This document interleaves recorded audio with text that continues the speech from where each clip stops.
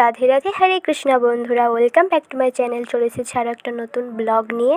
অষ্টমীর special blog, পুরো ভিডিওটা দেখতে থাকো। তো এখানে আমি লুচি বেলছিলাম ভগবানকে ভোগ নিবেদন করব বলে। এখানে জেঠিমা লুচিগুলো ভাজছিল আর আমি ওদিকে বেলে দিচ্ছিলাম। দেখো লুচিগুলো কত সুন্দর ফুলে যাচ্ছে দুখোল হয়ে। আর এদিকে সুজিটাও দেখো হয়ে গেছে। আজকে ভগবানকে লুচি আর সুজি নিবেদন করা হবে। হয়ে গেছে, এরপরে আমরা ভগবানকে ভোগ নিবেদন করে দেব। ভগবানকে ভোগ নিবেদন করে দেওয়ার পরে আমি এখানে রেডি হয়ে গেছি অষ্টমীর পুষ্পাঞ্জলি দিতে যাব বলে। আমাকে কেমন লাগছে অবশ্যই কমেন্ট করে জানাবে তোমরা।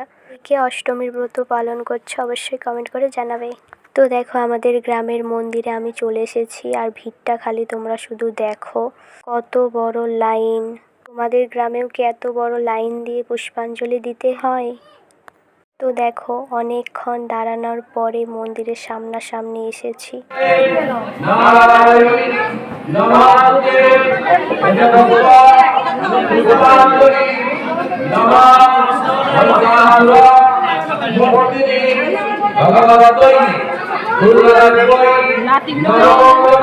দেখো পেছনেও এখনো কত ভিড়।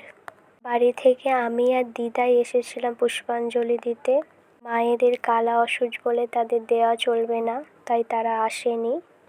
দেখো বন্ধুরা, অবশেষে আমি জায়গা পেয়েছি বসার পুষ্পাঞ্জলি দেব বলে।